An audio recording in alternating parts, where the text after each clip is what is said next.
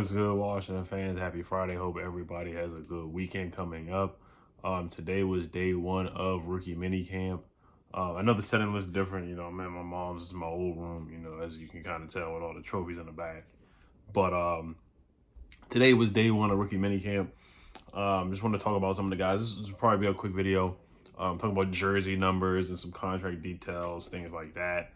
From some of the film that I did see, Sammy Reyes, of course, we were looking at guys like that. We're looking at, of course, Jamin Davis, Diami Brown, Sam Cosmi, some of the top 3-round picks, Ben St. Juice. I mean, you're not going to get too much of critique, I guess, from rookie minicamp. You're not playing against the veterans and things like that, but you just get to see how athletic these guys are, how good they are.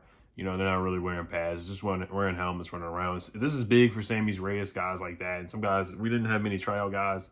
One person got the virus, and then they weren't allowed to come. So Steven Montez was actually supposed to practice as well for rookie minicamp, but I think he had too much experience or something like that.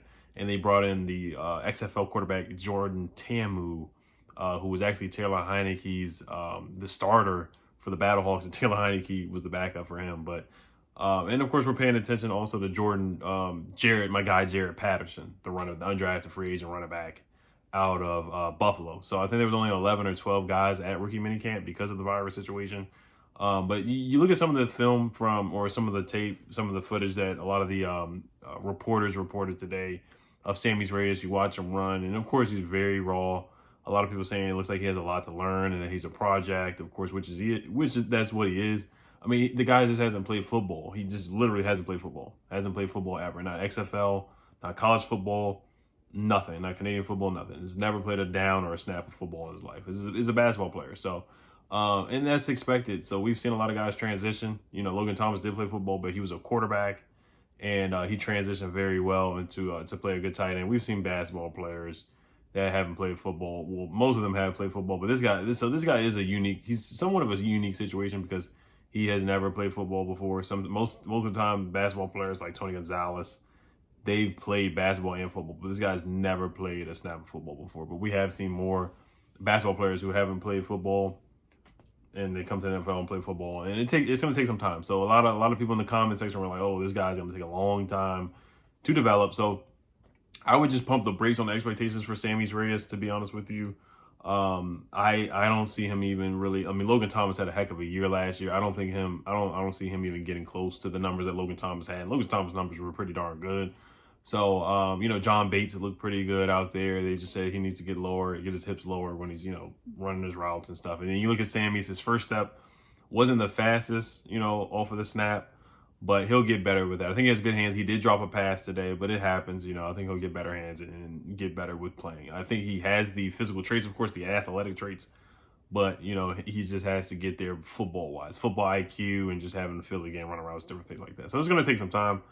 Of course, Jamin Davis, he looked good out there.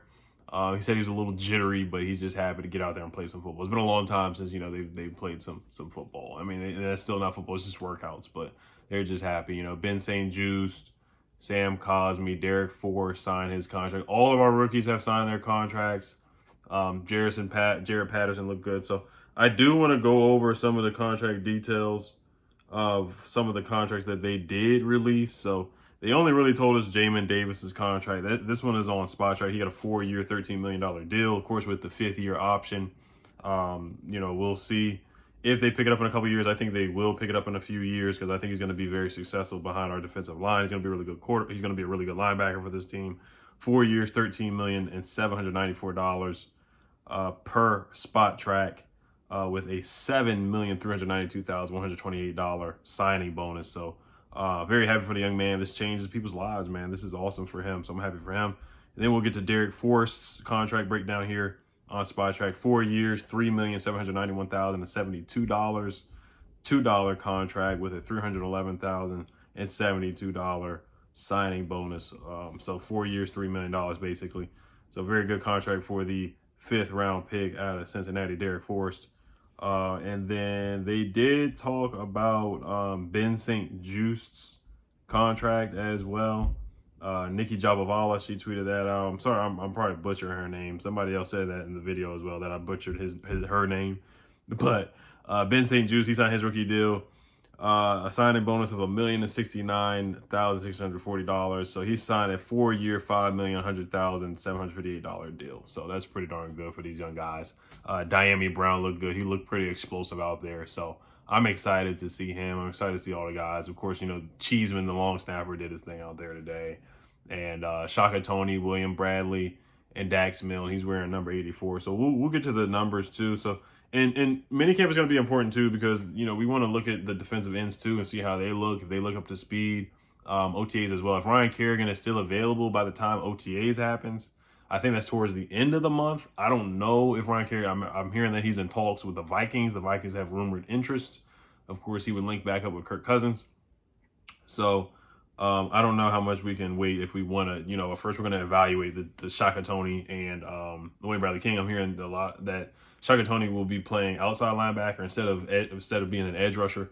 They're comparing him to Anthony Barr in that role as a weak side linebacker, so maybe he can transition to that because he's undersized for being an edge rusher. So we will pay attention to that. Rookie numbers: Dyami Brown's gonna be wearing number 2. He does the peace sign thing when he scores, so he will be wearing number 2. Ben St. Just, and that's cool because wide receivers are wearing number 2. Skill position players are wearing number 2. Instead of, wearing like 17 like McLaurin or wearing number 80, 81 like Art Monk, guys like that. Ben St. Juste is wearing number 25. Jared Patterson, number 35, which was Bryce Love's former number. Derek Forrest, number 48, which was Stephen Davis's former number. Jamin Davis, number 52. Rocky McIntosh's former number. Cameron Cheeseman, number 54. William Bradley King, number 56.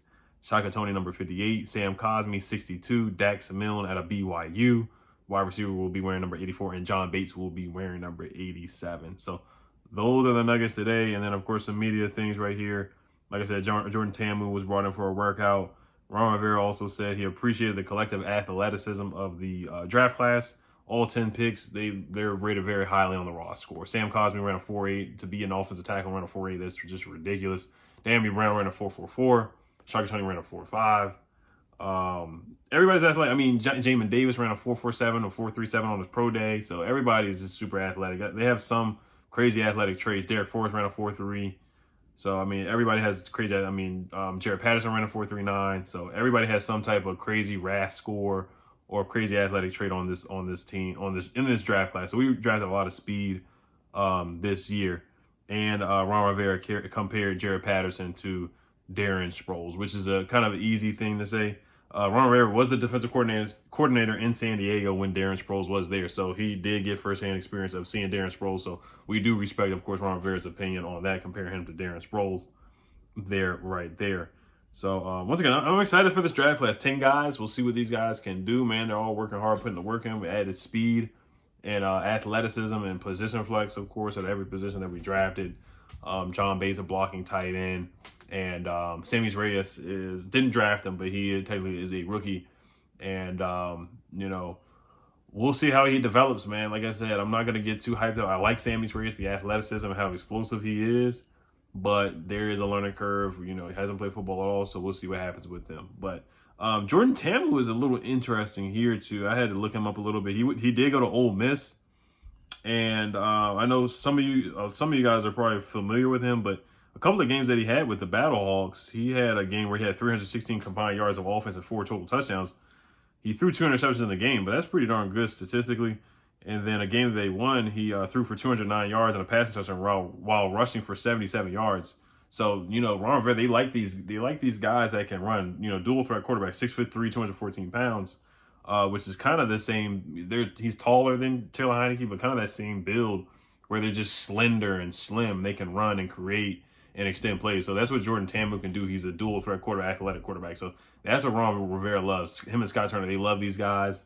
And this is another XFL quarterback that's athletic and move around. So I'm actually intrigued by Jordan Ta'amu. Now, I know Steven Montez, they said that he could be like a Taysom Hill kind of guy, but I'm actually intrigued by this Jordan Ta'amu guy. I'm happy that we're having a preseason this year too, because maybe somebody might come in and beat out Steven Montez for that last quarterback position. Or actually, the last one is probably Kyle Allen or Taylor Heineke, but at the same time, it's just going to be really good for that practice squad competition as well. So you just never know. So, all right, guys, let me know what you guys think about rookie minicamp and what you guys heard, man. Have a great weekend. Hell to the football team. Peace.